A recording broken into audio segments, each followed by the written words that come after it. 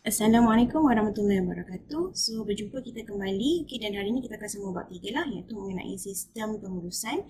So, pada kelas yang lepas, kita dah belajar mengenai sistem pengurusan barat. So, pada hari ini, kita akan masuk mengenai sistem pengurusan Islam.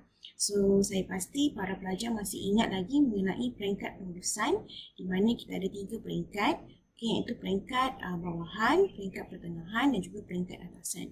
Dan kemudian dalam masa yang sama juga kita ada sentuh mengenai pengurusan MBWA, Management by Wandering Around, pengurusan dinamik.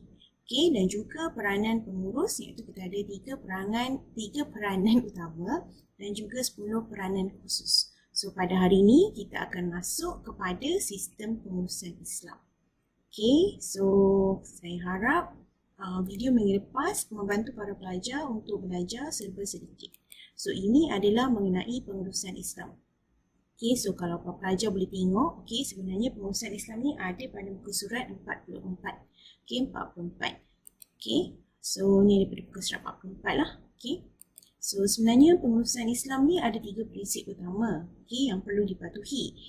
Bolehlah lihat seperti yang ada dekat slide ni. Okay, ini merupakan ciri-ciri yang diperkenalkan oleh Ahmad Ibrahim Abusin di dalam bukunya iaitu Pengurusan dalam Islam. Okay, di mana 3 prinsip tersebut, yang pertama adalah amanah, yang kedua adalah syura, yang ketiga adalah keadilan. Okay, dan ketiga-tiga prinsip ini sebenarnya adalah prinsip memainkan peranan di dalam sesebuah organisasi Islam sebenarnya. So kita akan lihat setiap prinsip ini, okay, beserta dengan contoh. Okey pelajar, ciri-ciri dalam sistem pengurusan yang pertama yang kita akan belajar pada hari ini adalah ciri amanah. So kita akan lihatlah, okey, slide ciri amanah tersebut. Okey, kejap saya buka slide dahulu. Okey, yang ni, di mana kalau kita lihat dalam ni adalah amanah merupakan nilai utama di dalam pengurusan Islam. Okey, di dalam amanah itu sendiri, okey, pengurus perlulah kita kata menjalankan kerjanya dengan sebaik-baik mungkin lah. Okay. So kita lihat dekat sini, sebenarnya amanah ni merupakan antara sifat asas lah yang perlu ada di dalam diri manusia. So yang kita ada di paparan skrin sekarang merupakan ciri-ciri amanah tersebut. So, ciri-ciri pertama adalah individu ataupun pengurus perlu bekerja dengan jujur dan ikhlas. Okay. Di mana pengurus tidak menipu dalam melaksanakan kerjanya, lebih kepada menyempurnakan kerja berbanding dengan ganjaran yang diterima. Di mana pengurus itu sendiri buat kerja dengan baik supaya kita kata dia tak harapkan apa-apa ganjaran daripada dunia. Sebab apa? Kalau kita lihat bahawa ganjaran akhirat antara kenapa pengurusan Islam itu wujud. Okay? So kita nak setiap individu, okay, Muslim itu melaksanakan kerjanya ataupun amanah yang diberikan kepadanya dengan baik. Sebab tu saya selalu tekankan amanah tu dalam kita punya perbuatan seharian lah. Sebab kalau tak ada sifat amanah tu, sebenarnya dia akan menyusahkan banyak pihak lah. Okay? Maksudnya contoh pengurus akan menipu, menggunakan jawatan ni semata-mata, bekerja pula akan curi tulang, mengular dan sebagainya. Okay, yang kedua adalah pengurusan masa dengan baik. So kat sini kita lihat bahawa pengurus perlu menjadi model terbaik kepada pekerja dengan menunjukkan nilai yang baik kepada pekerja. Okay, di mana kalau kita lihat kat sini pengurusan masa tu amat penting lah. Okay, di mana pengurus akan masuk kerja tu diikut, kita kata ikut masa bekerja yang telah ditetapkan. Okay, ikut masa bekerja yang telah ditetapkan adalah dia tidak menyalahgunakan kuasa, di mana dia tak balik sesuka hati, dia tak masuk sesuka hati dan sebagainya. Dan juga bila diberikan tugasan, pengurus akan kita kata melaksanakan tugas itu dengan baiklah. Okay. Yang ketiga adalah tiada kepentingan peribadi, di mana pengurus tidak menggunakan jawatan untuk mendapatkan keuntungan peribadi. So kat sini kita lihat bahawa kalau zaman sekarang ni rasuah banyak berlaku adalah disebabkan oleh kerana tiada sifat amanah. Okay. Kerana tiada sifat amanah tersebut.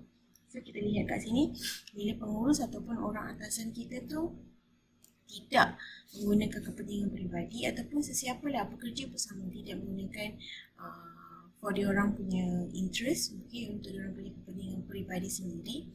So kita kata tugas tu akan jadi lebih baik lah. So penyalahgunaan kuasa tu tidak akan ada di dalam sebuah syarikat.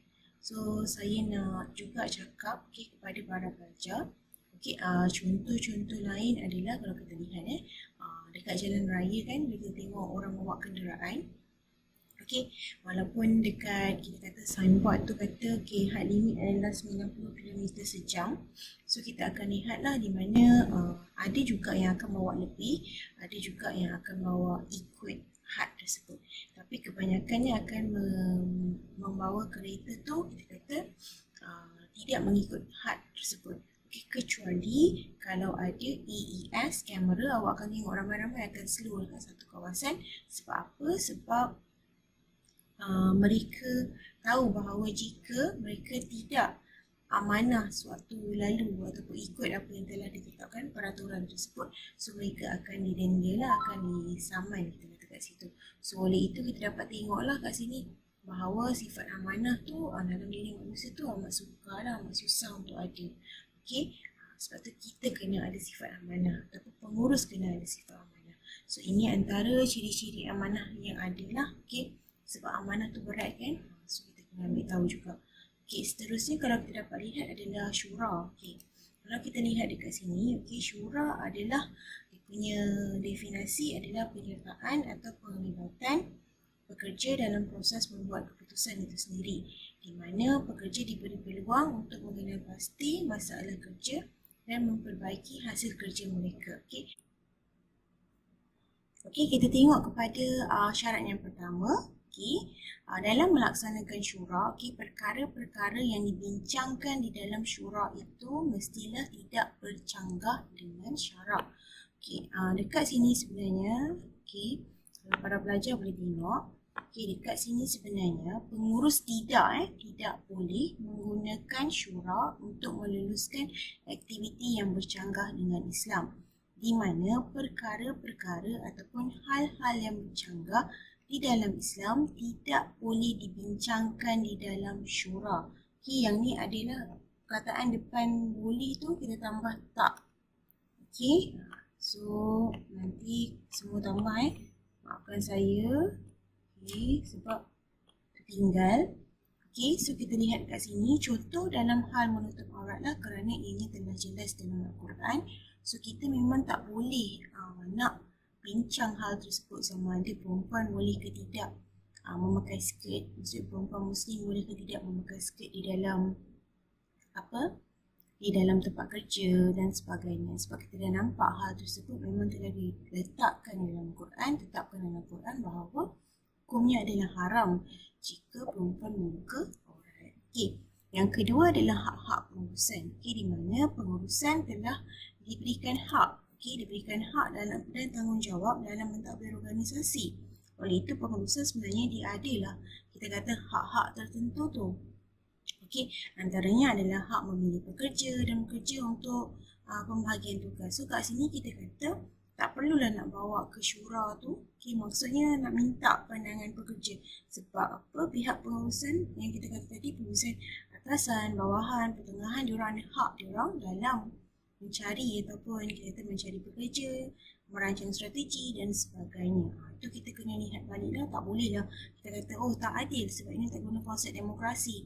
Patutnya pasal gaji kita kena tanya semua orang. Okay, nanti dia susah. Maksudnya pengurusan tak ada hak bersuara ataupun tak ada hak dalam mengurus pekerja, so dia akan jadi lebih sukar. So ada perkara yang boleh dibawa ke syura, ada perkara yang tidak boleh dibawa ke syura lah.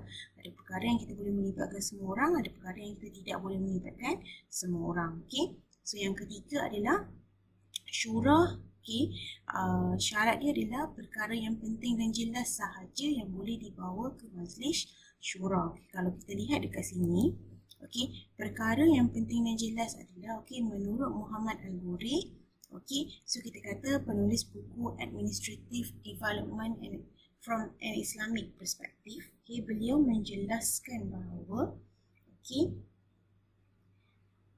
perkara yang memerlukan satu tindakan yang cepat dan segera, okey, dan melibatkan seluruh organisasi itu boleh dibawa ke syura. Okey.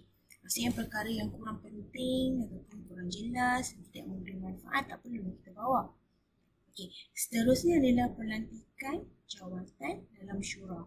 Okey, jawatan yang perlu ada sewaktu melaksanakan proses syura ni adalah seperti pengerusi, pencatat dan ahli syura.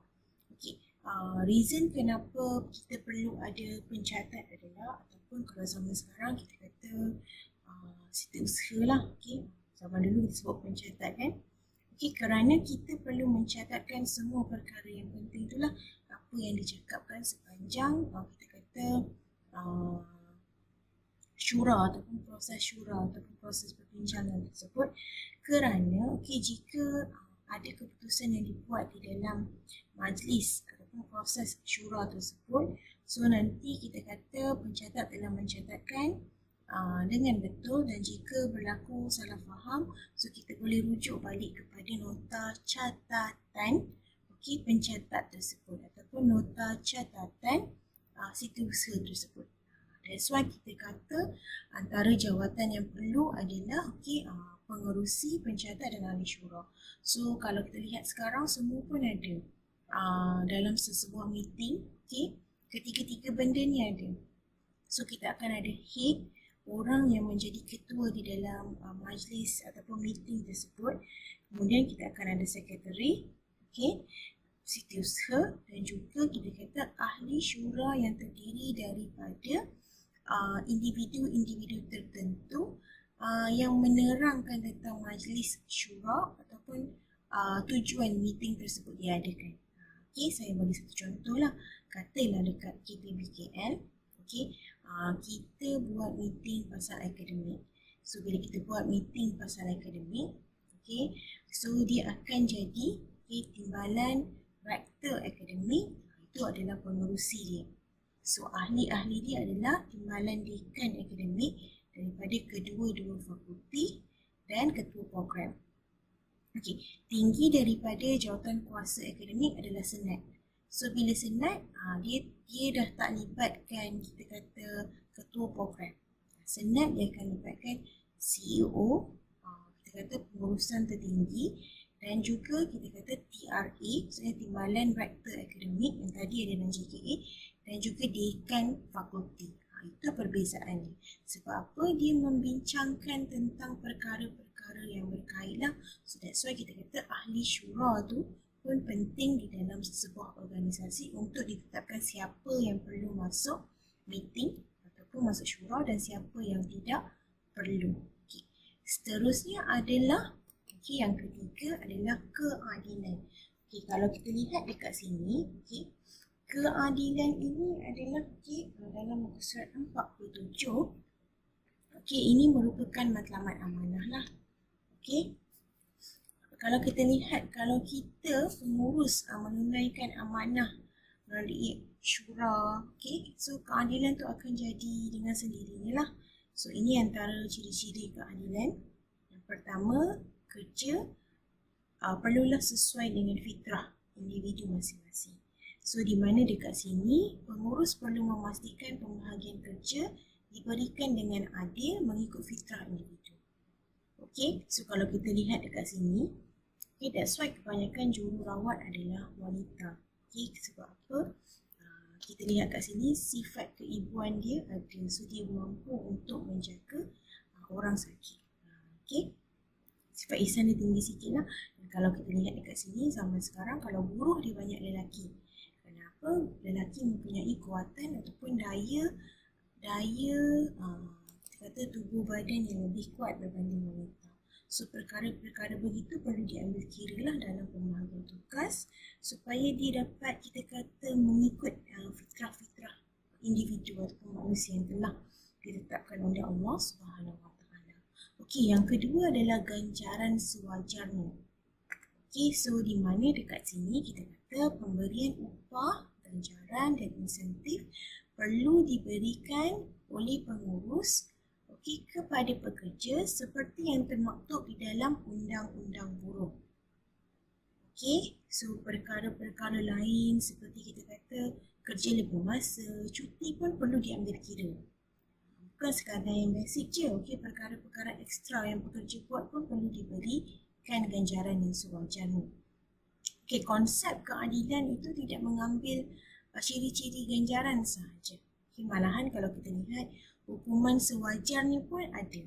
Okay, di mana pengurus perlulah memberikan hukuman kepada pekerja. Okay, pekerja jika mereka membuat satu kesalahan. Okay, di mana kita kata kat sini seorang pengurus dalam mengenakan tindakan disiplin kepada pekerja dia adalah dia tidak bermotifkan sesuatu yang jahat, okay, untuk bertindak adil. Dia juga tidak bertindak kita kata bersifat peribadilah. Okay, dan tindakan yang diambil perlulah saksama di antara satu individu kepada individu yang lain. Okay, so kat sini kalau kita lihat pekerja yang mempunyai prestasi yang lemah perlu memperbaiki prestasinya. Contoh yang paling kita kata basic lah, jika tidak, pengurus boleh mengambil tindakan lah. Okay, itu boleh mengambil tindakan disiplin kepada pekerja tersebut. Tapi hukuman perlulah adil di antara satu pekerja dengan pekerja yang lain. Sebab apa? Kita tak nak ada bias kan. Maksudnya pilih kasih kat sini. Okay, supaya apa? Supaya keadilan tu bukan sahaja wujud dalam ganjaran tetapi wujud juga dalam hukuman. Zaman sekarang kan kalau kita lihat di mana kalau tengok konsep kalau hukuman orang yang mencuri untuk anak yang lapar akan susu, dia kena denda berapa ribu daripada apa yang dicuri tu. Okay, contohlah dia kena denda 3,000 dan kena penjara. So itu antaranya lah yang kita tak nak. Okay, manakala kalau kita lihat pula mereka yang melanggar sehingga individu mati kerana mabuk hanya didenda sahaja dan tidak dipenjara. So perkara-perkara itulah yang kita kata perlukan keadilan. Okay, bukan sekadar dalam ganjaran tetapi dalam hukuman. So Islam menetapkan bahawa kedua-duanya perlu adil lah. Okay, ganjaran dan hukuman itu perlu adil. So sama je. That's why kalau tengok hidup kita ni mudah je kan. Okay, ganjaran kita kalau kita buat baik, syurga. Kalau kita buat jahat, neraka. So adil lah. Dia tak ada yang tengah-tengah. Okay, tak ada yang tengah-tengah. Tak ada individu yang tengah-tengah. Dia tak boleh kau nak pilih syurga ke neraka. Okay, dia akan pilih yang tengah-tengah kan. Ke aku nak yang ke. Tak nak syurga, tak nak neraka. Tak ada. Dalam Islam ni sama ada dua, okay, syurga neraka, mana nak pilih. Sama juga dengan adil, okay, ganjaran dan hukuman tu perlulah kita kata setanding lah, wajar lah, wajar. Okay, so kita masuk yang kedua, subtopik kedua dalam sistem pengurusan Islam, iaitu prinsip pembentukan budaya pengurusan Islam. Okay, sebenarnya dia ada 4 kat sini, okay, ada 4 prinsip. Okay, iaitu dalam buku surat 48, kalau pelajar boleh tengok. Okay, iaitu pertama adalah budaya setempat. Okay, kedua adalah agama kepercayaan. Ketiga adalah pembangunan teknologi. Dan keempat adalah ilmu kemahiran. Okay, kalau kita lihat yang pertama ni adalah okay, apa dan kenapa. Okay, untuk prinsip budaya setempat adalah amalan dan tingkah laku yang diamalkan, okay, apa perlu berasaskan kepada rumpun dan suasana masyarakat. Okay, kerana apa pengurusan Islam ini penting? Okay, kita kena tengok dulu rumpun dan suasana masyarakat tersebut sebelum kita melaksanakan sesuatu. So pengurus kena ambil tahulah rumpun dan suasana masyarakat mereka. Okay, kalau tidak dia akan jadi sukar untuk melaksanakan suatu kerja. Kemudian aktiviti dan tingkah laku yang diwarisi dan juga apa gambaran bentuk rupa masyarakat. Okey, kenapa? Amalan yang menjadi tunjang dan paksi pergerakan dan perkembangan masyarakat yang sukar dipisahkan dalam kehidupan walaupun bersifat relatif. Kita lihat kat sini, kadang-kadang ada budaya yang memang sukar kita nak buang dia punya perkara yang biasa dilakukan oleh sesuatu budaya tersebut. Okay, so that's why kita kena tengok dulu suasana masyarakat tu bagaimana mereka melaksanakan sesuatu. Okay, so kita tengok satu benda lah. Okay, dekat Malaysia kan kalau kita tengok, kalau lelaki, pegang tangan lelaki tu dia kena di apa tu? Kan, gay ke orang tu dan sebagainya. Okay, kalau awak tengok kan, okay, tengok negara Bangladesh ataupun Bangladesh punya warga negara, dia orang kalau jalan memang dia nak akan pegang tangan kawan dia orang. Perkara tu kita kata adalah budaya mereka, budaya yang mereka laksanakan. So kita tak boleh nak ada persepsi buruk kerana perkara tu memang perkara yang mereka lakukan di negara mereka. Tak bolehlah kita macam pegang tangan kawan dia semesti gay.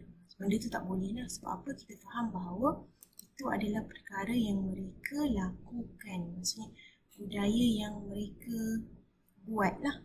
Okay, berpegangan tangan itu adalah kita kata benda yang biasa mereka lakukan. So itu adalah kita kata budaya setempat tu lah. Okay. Kemudian prinsip yang kedua adalah agama kepercayaan. So apa? Kita akan lihat kepada kepercayaan dan ketundukan individu dalam masyarakat, di mana kita akan lihat penglihatan dalam bentuk kerohanian, aspek ketuhanan dalam peribadatan dan juga pengisian kekosongan jiwa.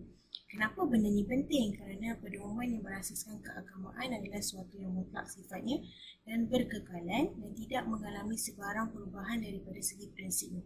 So bila kita nak amalkan budaya pengurusan Islam ni, kita kena lihat dulu agama kepercayaan suatu kawasan tu bagaimana. Sebab apa? Kadang-kadang kalau kita lihat, kita boleh kaitkan dengan prinsip yang ada di dalam agama tersebut supaya mereka akan jadi individu yang lebih baik. Akan jadi individu yang lebih baik. Sebab apa? Kalau kita lihat, kalau orang itu ada pegangan agama, so mereka mesti ada kita kata konsep dalam agama tersebut yang diguna pakai dalam kehidupan seharian. Contoh macam Islam lah, kita ada amanah. So bila amanah tu, kita rasa sepatutnya pengurus ataupun macam saya lah selalu tekankan mengenai konsep amanah. Sebab apa? Sepatutnya dalam diri setiap Islam itu, setiap Muslim itu, sifat amanah itu menjadi satu sifat yang biasa lah. Dan kita tahu bahawa apa yang kita buat tu perlu menunjukkan sifat amanah kita. So kenapa? Kenapa tadi kan? So kita lihatlah orang tak akan berubah suka hati kalau dia ada sifat amanah tersebut. That's why kalau kita belajar dalam bab 2 kan, kita ada sebut pasal sifat tauhid. Kita punya prinsip kan. So sebenarnya bila kita mengesakan Allah, so amanah tu akan datang sendiri. So bila kita amanah, so bila kita laksanakan syura, adil tu akan datang sendiri. So sebenarnya Islam ni amat mudah lah. Datangnya daripada mengesakan Allah sahaja. Bila kita mengesakan Allah, kita akan jadi individu yang amanah. So bila kita jadi individu yang beramanah, kita akan melaksanakan syura sebab kita nak apa? Kita nak supaya adil. So bila kita melaksanakan syura, bila kita buat decision, so dia akan jadi sangat adil. Itu perkara dia lah. Okay, so dalam next slide ni, kalau para pelajar boleh tengok adalah prinsip pembangunan teknologi. So apa kemajuan dan ketamadunan yang dicapai oleh manusia dalam membangunkan alam? Okay, iaitu penemuan dalam bidang sains, pengerokaan ke arah pembangunan dan kesempurnaan manusia dan juga kebolehan manusia. Okay, yang ni semua saya nak minta para pelajar baca dulu dan bagi faham. Okay, so kenapa perjalanan masa dan pengaruh persekitaran telah mendorong manusia mencari sesuatu yang boleh membahagiakan dan mensejahterakan hidup mereka. Okay, kita lihat dekat sini bahawa kita boleh tengoklah bahawa bila kita ada pembangunan teknologi itu sendiri, so sebenarnya kalau kita lihat persekitaran individu tu bila ada pembangunan teknologi tu dia akan berubah. Dan kita lihat dekat sini segala bentuk penemuan-penemuan yang ada ni perlu juga digunakan dalam pengurusan Islam. So pengurusan Islam ni tak bolehlah tolak pembangunan teknologi sebab pembangunan teknologi ni dah jadi satu pembangunan seiring dengan pengurusan Islam. Di mana kalau kita lihat dekat sini, contohnya macam internet.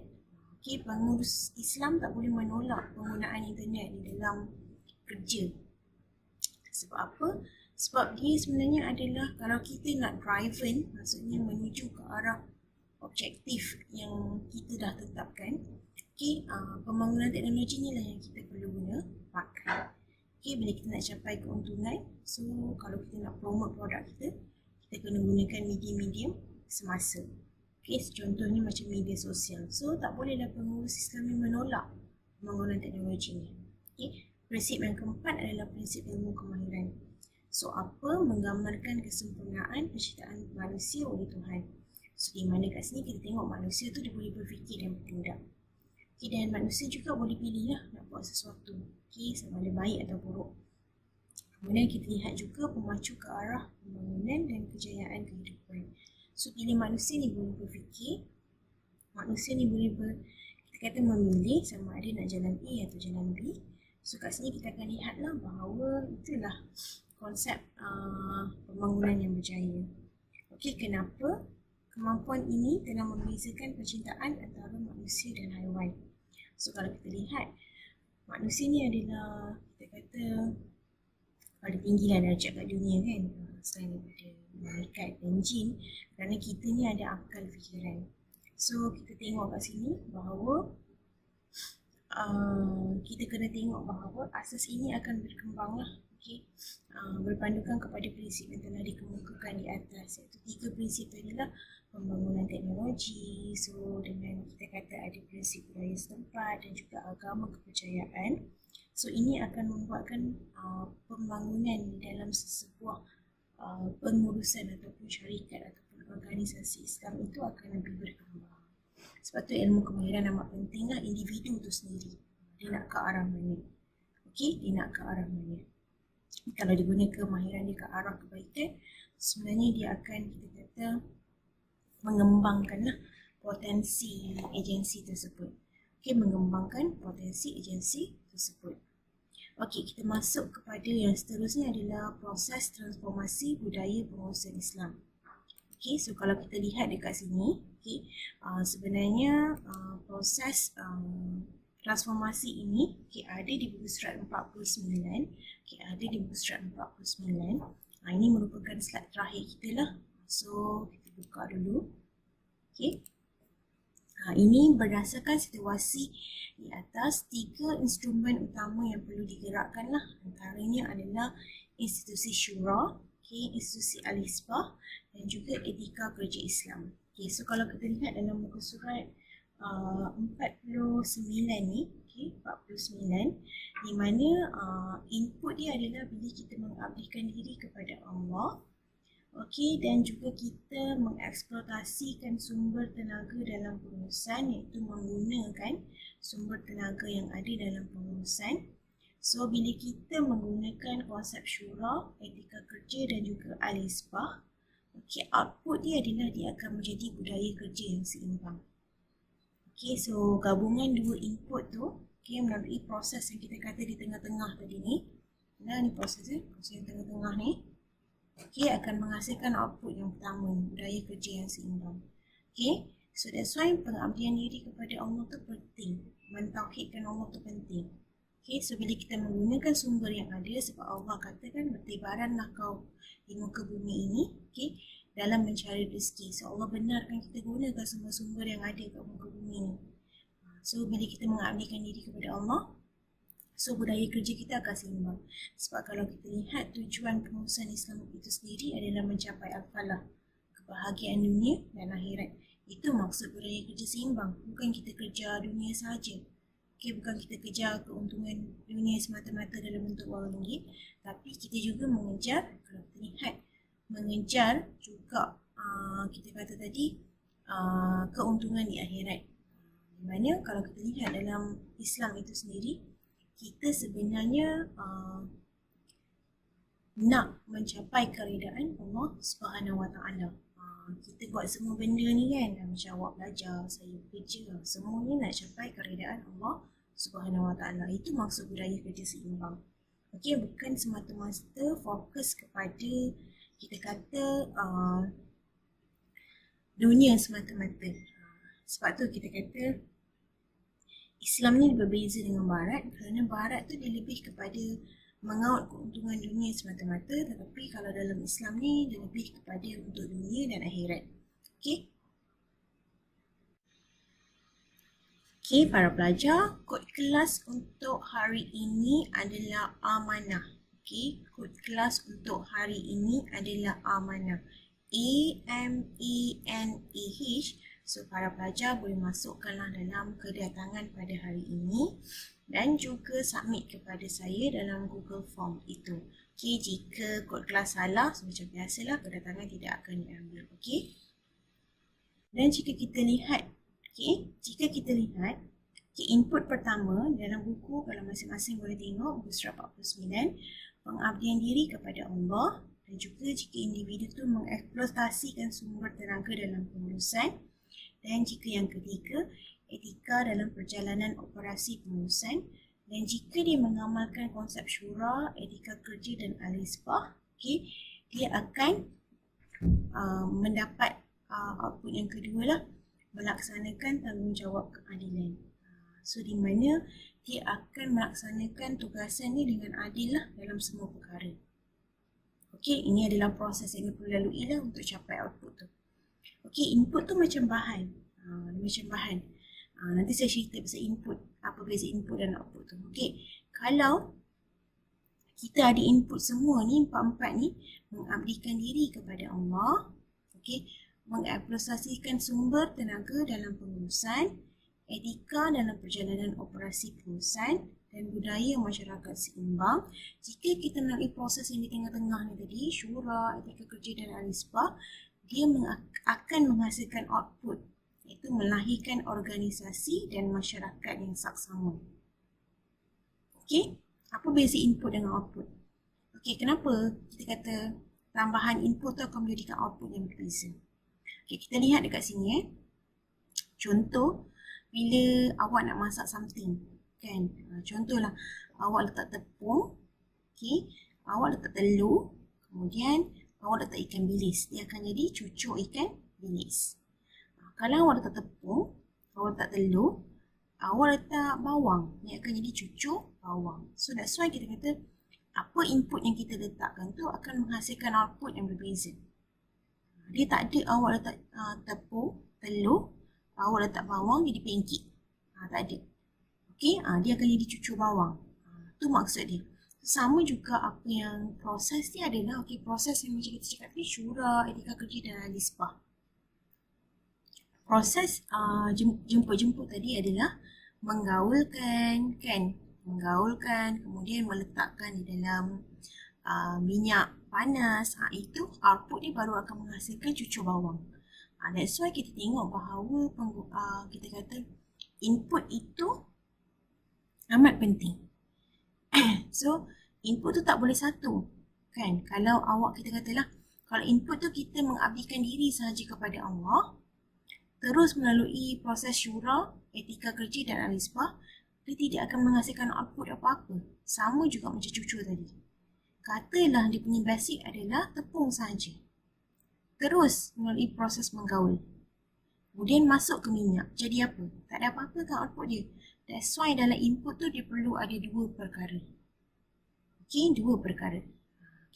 Maksudnya kalau input dia, macam cucur tadi, tepung, tambah telur, melalui proses penggaulan dan masuk ke minyak panas, dia akan menghasilkan cucur kosong.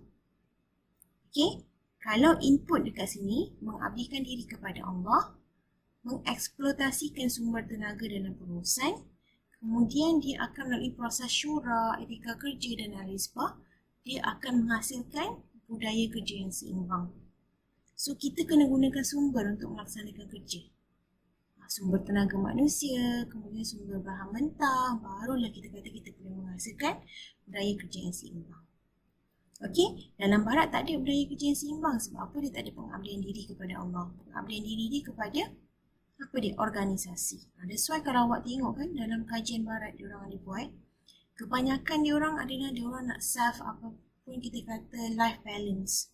Waktu saya belajar master dulu, kajian institusi Barat kebanyakannya adalah mereka nak life balance di dalam organisasi. Maksudnya diorang nak balance di antara hidup di syarikat dan hidup dengan keluarga. Dalam Islam dah letakkan balance itu. Okay, di mana kita memang ada kepada diri kita. Okay, maksudnya masa dengan Allah ada, itu masa dengan hidup pun ada. Allah tak tetapkan bahawa kita perlu mengabdikan diri kepada dia sahaja. Okay, kita pun perlu melaksanakan apa yang ada di dunia. Walaupun dunia ni sementara, tapi kita perlu laksanakan. Okay, untuk mencapai akhirat nanti. Okay, saya nak terang pasal ketiga-tiga instrumen ni lah, institusi Al-Shura. So, kalau faham tadi, Shura adalah badan membuat keputusan yang sangat disegani dan dihormati. So, kalau tengok tadi, Shura ni macam meeting lah bahasa sekarang ni. Okay, di mana dia adalah satu tempat yang mengumpulkan manusia ataupun kita kata individu daripada latar belakang jawatan yang berbeza mengikut kepada kita kata objektif jawatan kuasa ataupun meeting itu dibuat. Okey, untuk membuat kita kata keputusan berkaitan dengan sesuatu isu ataupun masalah. Itu adalah syura. Okey, etika kerja Islam. Okey, etika kerja kan, perkataan yang kedua ni. Okey, etika kerja. Okey, dia adalah lebih bersifat mutlak dan juga kita kata kat sini universal. Dia lebih sifat mutlak dan juga universal. Okey, mutlak, praktikal dan universal. Itu adalah etika kerja dalam Islam lah. Di mana kalau kita lihat mutlak itu bermaksud, okey, kalau kita lihat dalam Islam kita tidak boleh melakukan perkara ataupun kita harus sentiasa mengamalkan amal makruf nahi mungkar. Betul tak? So kat situ kita dapat lihat lah. Okay, saya nak pandang dulu. Kalau saya buat image lain, jadi juga macam tu. Okay, amal makruf nahi munkar. Mutlak di situ adalah perkara-perkara yang memang telah digariskan adalah haram. Maksudnya, perkara yang memang salah daripada sudut pandang Islam, so kita tak boleh buat dalam kita kata syarikat ataupun organisasi kita. Contoh, mengambil sumber haram, kemudian menggunakan ke arah yang tidak baik dan sebagainya. Okay, dan kemudian kita kata praktikal.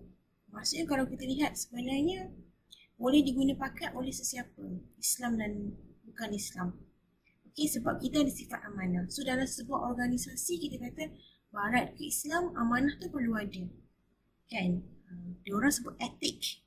Etik, betul tak? So etik diorang antara salah satunya adalah be responsible. So sama equal to amanah. Okey, be responsible towards your job. Maksudnya bertanggungjawab ke atas tugas yang diberikan. So amanah pun sama. Bertanggungjawab bukan ke atas tugas saja, tapi ke atas diri kita. Okey, dan juga universal lah macam saya cakap tadi. Bukan sahaja golongan ataupun Islam sahaja yang boleh guna pakai etika kerja ni, tapi non-Muslim pun boleh menggunakan pakai etika kerja yang sama. Kerana kalau kita lihat etika kerja Islam ni, dia bukanlah sesuatu yang sukar untuk kita follow ataupun ikut. Dia sebenarnya mudah. Okey, kalau tengok mengenai konsep keadilan, ia disebut dalam teori-teori barat. Contoh macam ganjaran, upah, insentif, pembahagian tugas, semua tu dah ada dalam Islam. Cuma kita tak ada dalam bentuk teori. Okey, macam mana? Okey, ini adalah apa yang Rasulullah buat secara ataupun teori yang dikeluarkan oleh Rasulullah. Tiada. Kita lebih kepada sunnah, perkara yang kita kata apa yang dibuat menjadi ikutan. Tapi kita lebih kepada asas lah, asas yang dipegang oleh khalifah-khalifah terdahulu, sarjana-sarjana terdahulu dan tokoh-tokoh terdahulu dalam menguruskan organisasi. Okey, sebab apa? Kalau kita lihat yang paling penting sekali adalah amanah. Tauhid, mengesahkan Allah, perkara-perkara tu. So yang lain tu akan datang dengan sendirinya. Okey, itu konsep di dalam pengurusan Islam. Okey, so kalau ada masalah, okey, seterusnya, maaf lupa pula. Okey, kemudian kita ada kawalan pengurusan lah, iaitu Al-Hisbah. Al-Hisbah di sini adalah kita kata adalah badan kawalan pengurusan yang bertanggungjawab dalam menguruskan sesuatu lah. Ini kita panggil pengurusan tertinggi tu. Okey, so kita kena ada mereka yang menguruskan sesuatu ini. Okey, yang menguruskan organisasi ini. Okey, so saya harap mengenai jadual yang kita ada ni, transformasi budaya dalam pengurusan Islam ni, para pelajar boleh faham. So jika ada sebarang masalah, boleh DM saya atau tanya saya, dan insyaAllah kita akan review sedikit mengenai pengurusan Islam punya sistem ni, okay, di dalam kuliah yang akan datang, yang kita akan jumpa dalam Google Meet. Okay, so saya harap pembelajaran pada hari ini dapat membantulah para pelajar faham mengenai sistem pengurusan Islam yang kita ni tiadalah teori khusus seperti Barat, tetapi kita lebih kepada prinsip-prinsip yang telah diguna pakai oleh Khalifah ataupun Rasulullah SAW dalam pemerintahan mereka yang terdahulu. Dan prinsip-prinsip yang kita kata tadi, etika kerja yang mereka gunakan tadi kan, sama macam penerangan pada muka surat 49, dia universal, practical dan evergreen. Maksudnya boleh digunakan sampai bila-bila. Okay, that's why macam nama Muhammad, dia forever, dia evergreen. Okay, dia macam takkan outdated. So that's why pentingnya lah kita kata pengurusan Islam ni dalam sebuah organisasi, bagi kita kata pengurus tu faham bagaimana mengendalikan syarikat ataupun organisasi mengikut kepada syariat ataupun syarak yang telah ditetapkan oleh Islam itu sendiri. Okay, so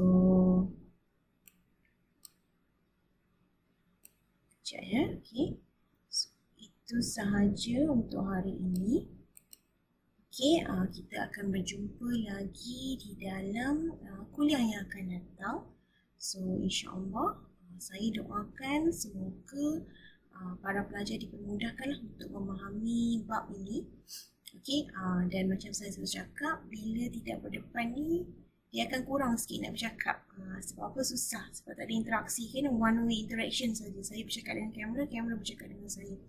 So that's why kita akan buat perjumpaan Google Meet lah, supaya kita boleh review kan dengan cepat macam ERL hari tu.